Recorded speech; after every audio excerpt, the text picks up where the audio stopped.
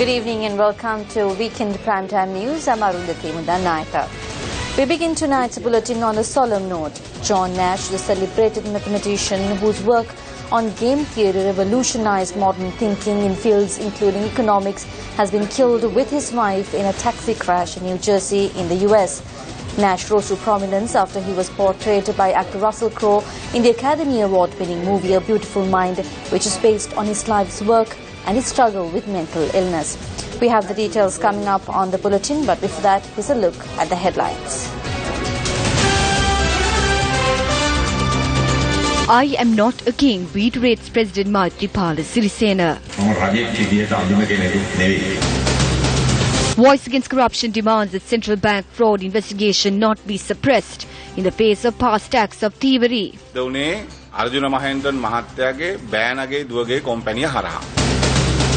Partially charred body of a murder victim discovered in a van in Malabar. 4 suspects arrested. Water cannon fired to disperse demonstrators protesting against Kolonava refuse heap. 2 people were apprehended by the police while transporting the partially charred remains of a murder victim in a van. They were accosted in Aralaganda, Malabar last night.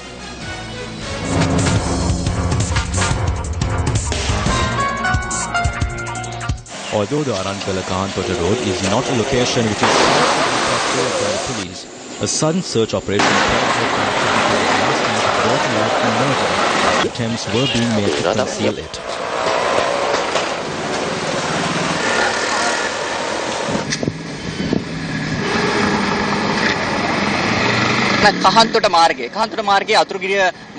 We came across the location about 2.5 kilometers from the Aturugiriya on the Kahanpata road. Last night, a police patrol discovered the remains of a murder victim in a van when they carried out a sudden search.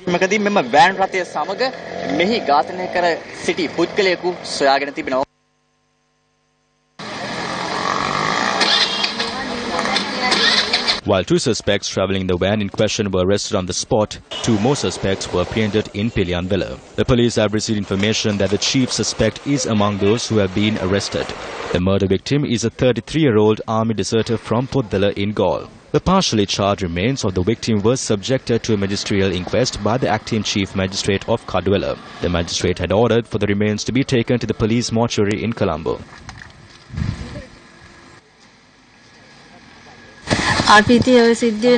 When the incident occurred, there was no one at home. They say that he was murdered elsewhere and then taken somewhere else. We do not have the information. When we returned home after 8 o'clock, they had left. The reason for this is that the girl had run away with the murdered man. According to information at hand, the police believe that the murder was prompted by an extramarital affair. Further questioning has revealed that the victim had been assaulted inside a house in Borulogoda, Aturugiriya, before several tires were forced around him and set alight. The acting magistrate of Kaduwala also visited the scene where the victim was allegedly set on fire and carried out an inquest.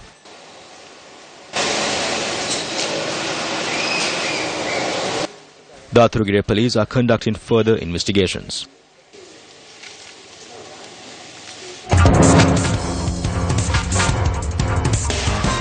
Tensions flood this evening during a protest calling for the removal of the refuse heap in Mitotamulla, Kolonava. The people living in the environs of this mountain of waste in Mitotamulla, Kolonava are faced with a myriad of health, environmental and social concerns. The People's Movement Against the Kolonava Garbage Mountain had organised a demonstration today demanding the removal of the waste. As the demonstrators blocked the Visawela Colombo Road, the police took steps to disperse them using high-pressure water cannons.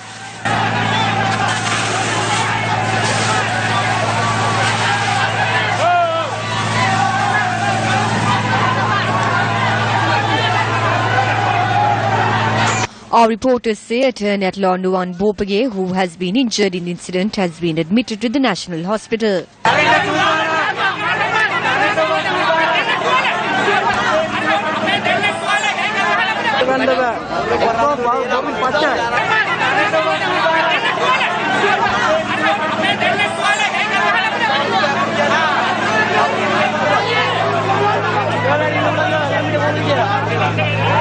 Gindiganama The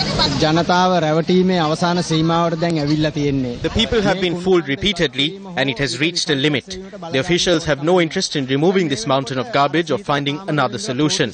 2 protesters who were fired at with water cannons have now been hospitalized.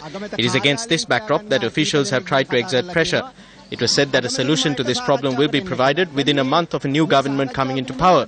All sorts of promises have been made over 20 years. That is why we need an immediate solution to this problem. If not, we will come to a position where we will not be able to control the public.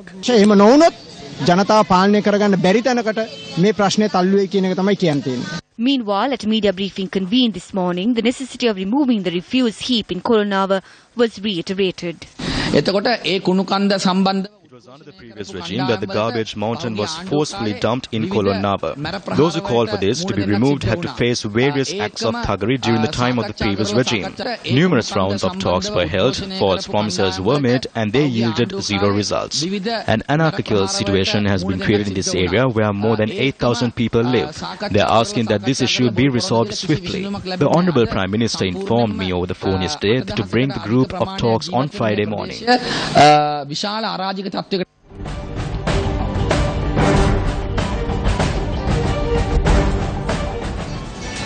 President Maithripala Sirisena has reiterated that his purpose is not to become a king, but to bring about a political, social and economic transformation in the country.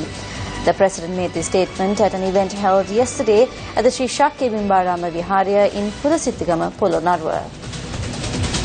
Polonnaruwa Rajadhaniya අවුරුදු 732කට පස්සේ මම රාජ්‍ය නායකයා වුණා. Even though I have become head of state 732 years after the Polonnaruwa kingdom, you know that I am not a king. I am not a person who dresses as a king. Neither am I a person who behaves as a president vested with limitless power.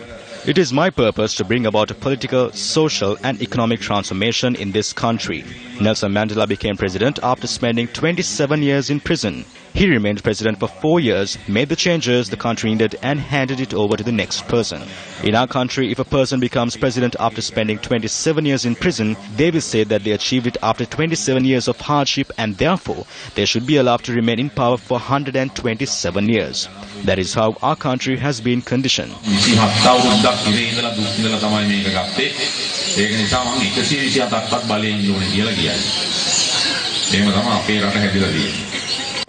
Meanwhile, President Maithripala Sirisena paid a surprise visit to the Madru Oya reservoir last evening and embarked on an inspection tour following complaints that maintenance work at the reservoir is being neglected. Having made inquiries from the relevant engineers, the President instructed that maintenance work be carried out without delay and that steps be taken to expedite construction of the dam. The dam safety and water resource planning project was to have been completed last year.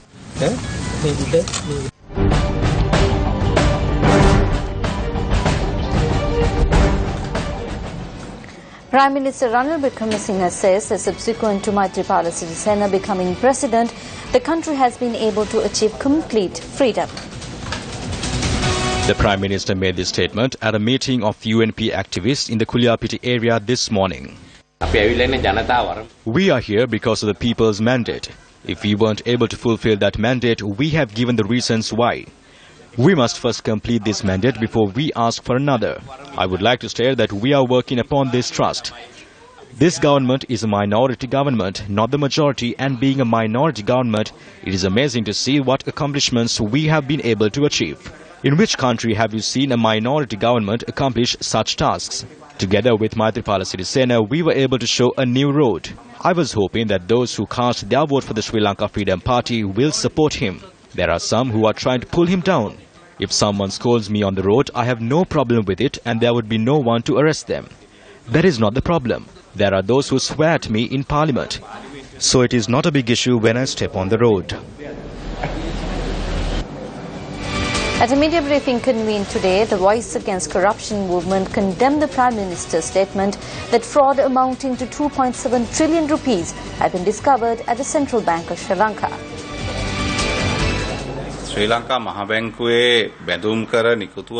The statements that Prime Minister Ranil Wickremesinghe has made with regard to the bond issue of the Central Bank of Sri Lanka and the fraudulent transaction has already been subject to serious doubt and ridicule in society.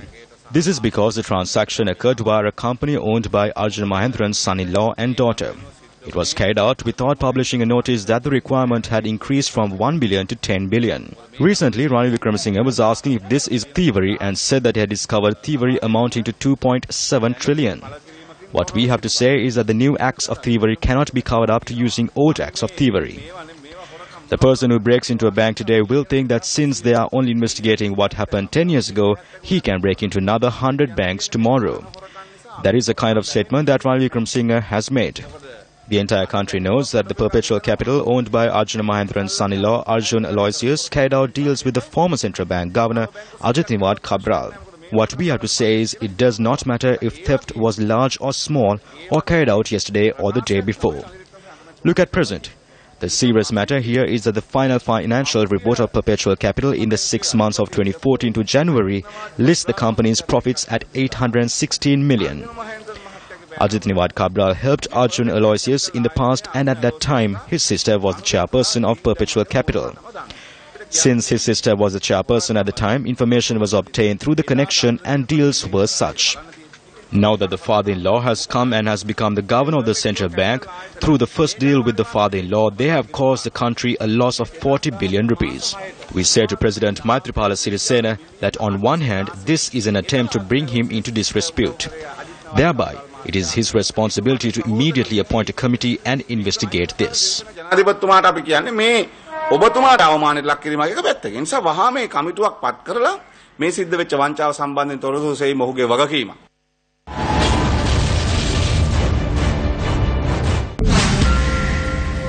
Information comes to light on irregularities at the Colombo Stock Exchange in 2010, 2011 and 2012. Securities and Exchange Commission investigates delay in hotel construction after 283 million rupees was raised through Kalpitia Beach Resort IPO. Price of a warrant of Reef Combo or Citrus Leisure drops to 10 cents. Unusual spike in the price of Lanka Hospital shares on the 17th of August 2011. Did insider trading, market manipulation and front-running occur at the CSE? Is this not the right time for a broad investigation?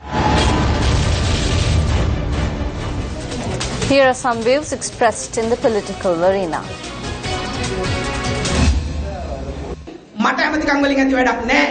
I have no use of ministerial posts. Why did I leave the ministerial post? Our fellow MPs who are with us are imprisoned by levelling various allegations whenever they want. The charges need not be true. They have been made into criminals.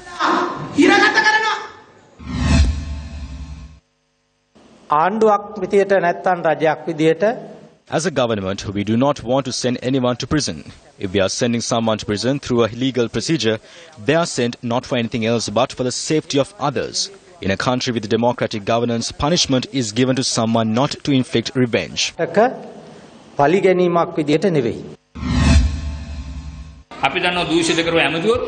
We see that corrupt MPs are now in prison. They have complained to the commissioner that they cannot sleep because of bugs and mosquitoes.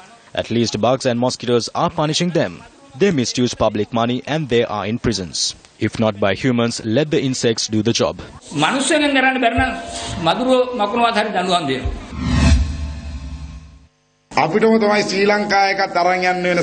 It seems that we will have to take forward the SLFP. Do you know the daily routine of the person who was the president of this country? He wakes up early.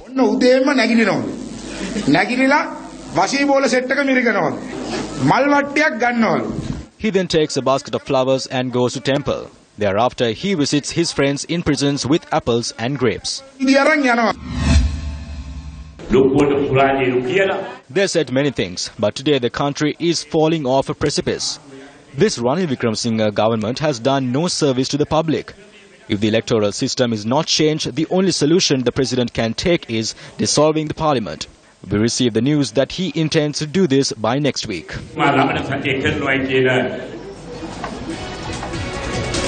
Minister of Housing and Samudra Sajid Premadasa says that the international community has a positive image of Sri Lanka at present. He made this observation at an event held in Pallattara. Maithripala Sirisena Matituma, September Mase. When President Maithripala Sirisena addresses the United Nations in September, he will address them as the president of a united Sri Lanka. In the recent past, when the head of state went to the United Nations, all the powerful nations of the world cornered Sri Lanka. This time around, the powerful nations of the world are lining up to meet the president of our country. I can tell you today that the era where our motherland was regarded with contempt internationally has come to an end.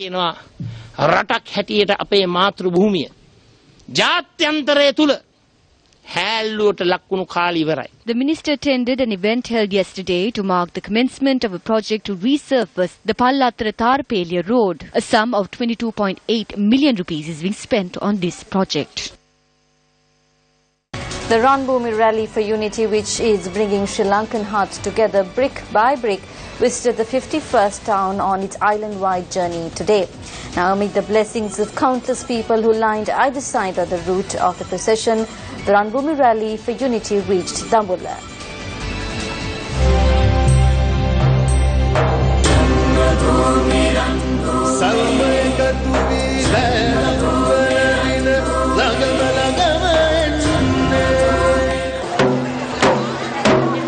MTV माध्य जाले हा वराय नगर व्यापृति एक.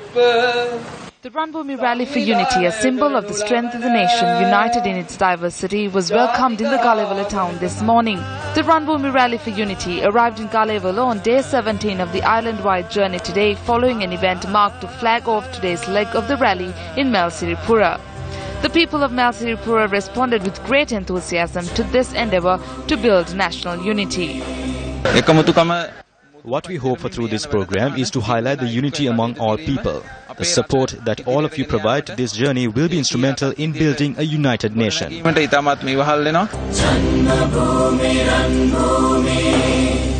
A group of war heroes who put their lives on the line for the country also extended their best wishes for the Ranbhoomi Rally.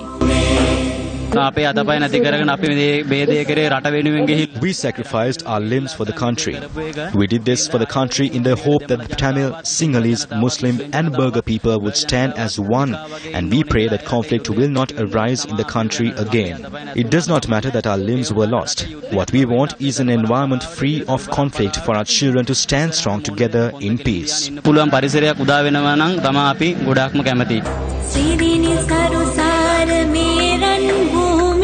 The people of Malsiripura commended the effort being undertaken through the Ranbhoomi Rally to build a united and developed nation.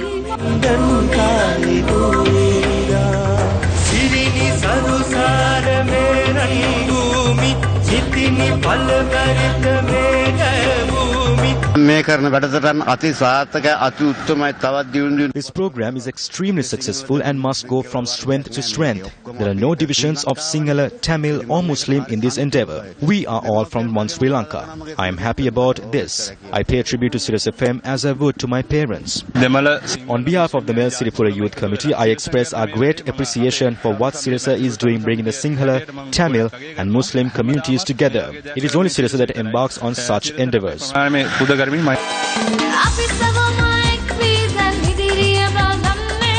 The Ranbhoomi Rally for Unity, organised by MTVSports, Newsfirst, Colombo Port City and the National Youth Services Council, reached the second stop on today's leg of the journey, Kalevala, to a warm welcome from the people.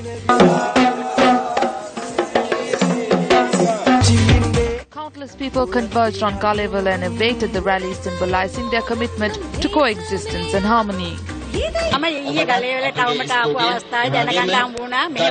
When I came to the Kalevala town yesterday, I heard the program undertaken by Sirisa. I wanted to return to witness it. I came here today for this. I invite everyone in Sri Lanka to participate in this program.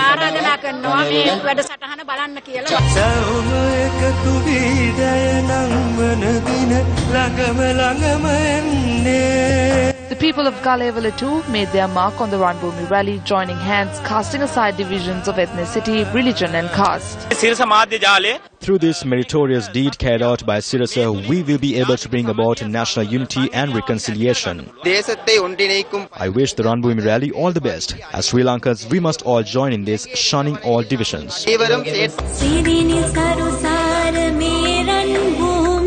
The Ranbhoomi Rally for Unity, which is travelling across 1,500 villages, towns and cities, reached Dambulla this afternoon. The rally was welcomed by a chorus of voices symbolising the spirit of unity.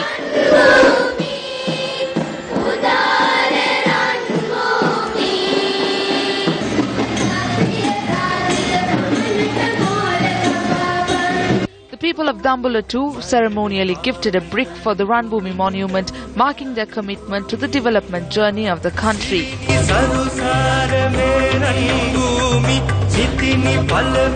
The Ranbhoomi Rally for Unity will reach the Mathale town at 9 am tomorrow on day 18 of the island-wide journey before travelling to the Pattegama junction at 11 am. The rally will reach the end point of tomorrow's leg of the journey, Kandy, at about 2 pm tomorrow.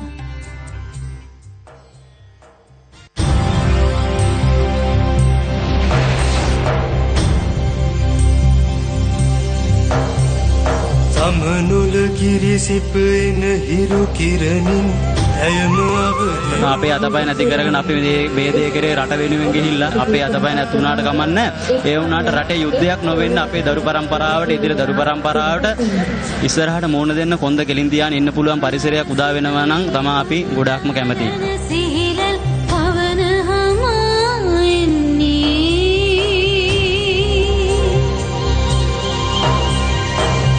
තුදනම් මේ කරන වැඩසටහන අති සාර්ථක අති උත්තමයි තවත් දියුණුවට පත් වෙන්න කියලා අපේ සිංහල දෙමළ මුස්ලිම් කියලා වර්ගයක් නෑ මේකේ ඔක්කොම අපි එක ශ්‍රී ලංකාවනේ.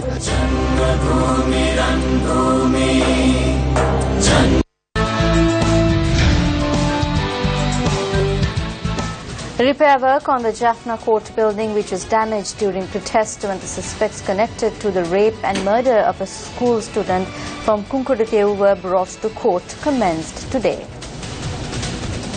The court complex was damaged following the incident that took place last Wednesday. While measures have been taken to renovate the building, the 130 suspects who were arrested in connection to this incident are to be produced before court next week. Meanwhile, at a function held today, the Tamil National Alliance expressed views with regard to the incident that took place at the Jaffna Court premises. With what Mahinda Rajapaksa says, we suspect that maybe he is behind this incident. All this has happened with plan. At a moment when we are shocked by the tragedy that befell one of our sisters, we wonder how this happened. The glasses at the courts were broken. Prison vehicles were damaged. Who is behind this? We suspect that they might be EPDP and Street Tello members. Douglas Devananda, while visiting various parts of the island, has stated that such a situation arose because the people voted for the TNA, disregarding him. This statement arouses suspicion. A candlelight vigil was held at Independence Square this evening in protest of the rape and murder of a student in Kunkuduthevu, Jaffna. Newsfirst Florin Rajendran filed this report. People from all walks of life came together in solidarity to mark their protest of violence against women and children. Religious leaders, prominent political leaders and civil society figures were among those who attended the candlelight vigil. All we want to do is to ensure that there is no interference and justice is brought. Or as a government, we are basically ensuring the police, the judiciary and the forces are relentlessly pursuing after the people who have cleared the dust of the act. One or two fugitives are still yet to be arrested, and I hope before too long we'll be able to bring them to court. Of course we grieve for the moment, but we don't take a stand. But I am urging the general public, as a mother, as a sister of this nation, as a a woman. I'm not here as the Minister of the State Minister of Child Affairs. I'm here as a woman and a right-thinking citizen to ask the public, let's band together, let's put our efforts into stopping this. I think we need to, have a dialogue. We need to have a change of mindsets, and I think the entire nation needs to come together from clergy. I'm so happy that the relevant ministers are here, ministries are represented, there is clergy, there is civil society partners and the general public with us today to light a candle to show solidarity and to put an end to this violence. More than 10 days have passed since the gruesome rape and murder of Vidya in Punkuritevu, Jaffna. A voice is being raised here in Colombo for the protection of the women of the country. Florin Rajendran, News First, Independence Square, Colombo. Still in local news, 3 children from Dumbala Surya, Kalutara and Bibile were killed in unfortunate accidents. I am from the UNP and my father was the UNP MP from Teldenia. My elder brother, a 3-year-old child whose family depends on the coir industry, was killed when she fell into a pit of coconut husk. Police state that the parents were asleep at the time and were unaware of the incident.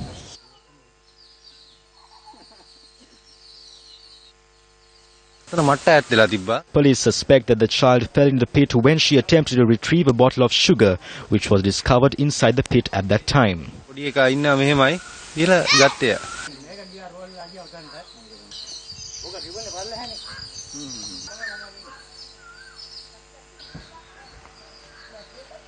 Meanwhile, another incident was reported from the Gamagoda area in Kalutara. A 15-year-old boy was killed when a rubber tree suddenly fell, striking him on the head. The boy was on his way to a tuition class when the accident occurred. Another incident was reported from the Polgahapite area in Bibile. The victim was only 6 years old. The child's mother discovered a body hanging from a sari cloth which had been tied to a cocoa tree. It has been reported that the parents were due to appear before courts to file for divorce tomorrow and were living separately at the time. Dinesh Kapkutua, a prominent UNP supporter and activist, has levelled accusations at the party leadership over his not being granted the position of electorate organizer.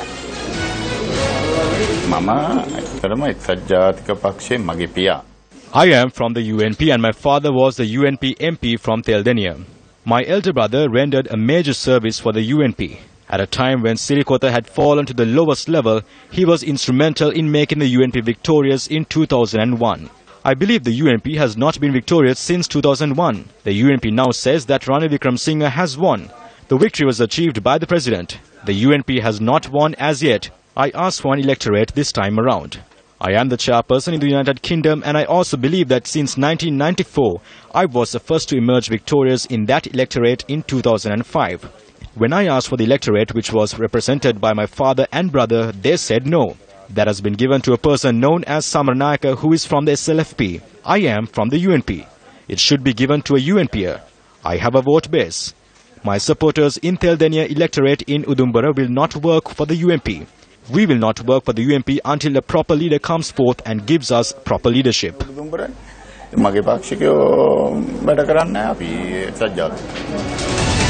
Indian Coast Guard personnel have consented to intervene in order to save 6 Sri Lankan fishermen who were stranded in international waters for 7 days. These 6 fishermen had set out to sea on the 10th of this month from Nil Valley in Matra. Initial reports stated that the vessel carrying the fishermen had experienced engine failure in international waters 7 days ago. Relatives and friends of the stranded fishermen had then tried their best to rescue the group. The only contact the 6 fishermen who are fighting for their lives have is the fishermen radio headquarters.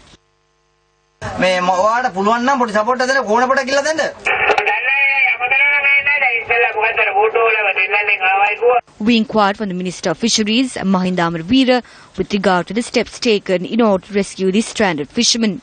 As soon as the ministry received information about this incident, we informed the Navy about this and we were given instructions to commence rescue operations.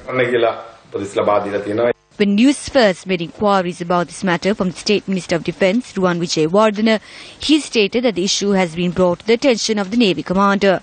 Thereby, Navy media spokesperson Commander Indika Silva stated that subsequent to informing the Indian Coast Guard, a rescue team was deployed to save the stranded fishermen.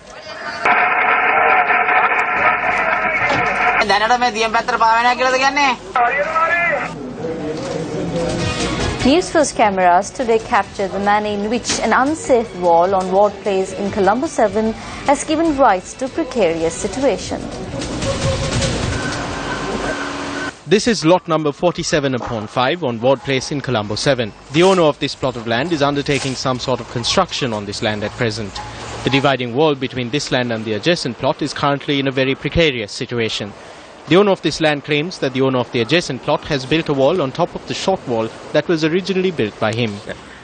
There is a property called Walcott Gardens located in Ward Place. This was subdivided into 15 portions and approved by the municipality in 1991. Thereafter, 15 lots were sold. I became owner of one in 1993. My land plan was approved by the municipality in 1993, 2000 and 2015. In 1993, to secure my boundaries, I put up a temporary 3-foot wall with an equal foundation. On top of that, a neighbor of mine has put up a 120 feet long temporary wall made out of block gull. It doesn't conform to industry standards, it is unsafe and it is in danger to public safety, and it is on my wall. It's nothing to do with the wall. It's saying I will come on top of your wall, stay there, I become owner. I get onto your roof, I stay there, I become the owner. If that happens, what happens to the law? What happens to planning approvals? What happens to boundaries? Who is the powerful person who has built a wall in violation of the law and is now preventing the construction of a safer wall in its stead? Amid the major projects that have been undertaken to add beauty to the city of Colombo, there exist in the city many dangers which escape the eyes of authorities at times. For several days now, this 35-foot tall lamppost on the Colombo Plan Road near the Vellavata Bridge has become a serious hazard risk. Pedestrians warn that if steps are not taken to repair the post, it could result in the loss of life. It has been in this state for several days now. If it breaks off, it could result in the loss of life, or even if it falls onto a vehicle, it could cause further problems. It should either be repaired or removed from here altogether. No one can tell at which moment this will collapse. Sports news now. Tilaka Jinadasa, the coach of Brunei's national netball team, has attributed the decline in the sport in Sri Lanka to administrative shortcomings.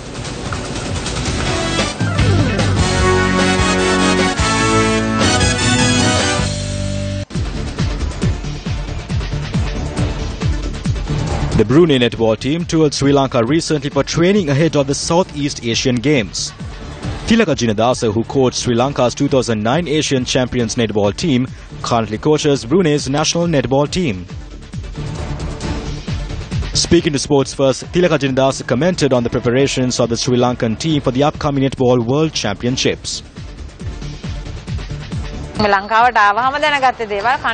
When I came to Sri Lanka, I realized that they do not even know who the coaches are yet. There are only 2 months left. To date, I believe that Sri Lanka produces the best talent.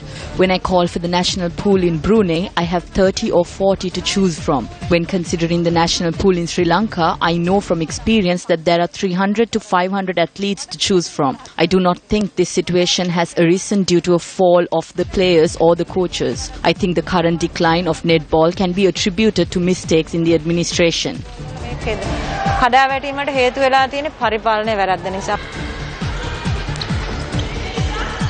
Sports First also questioned Jinadasa on whether she would return to coach the Sri Lankan national team.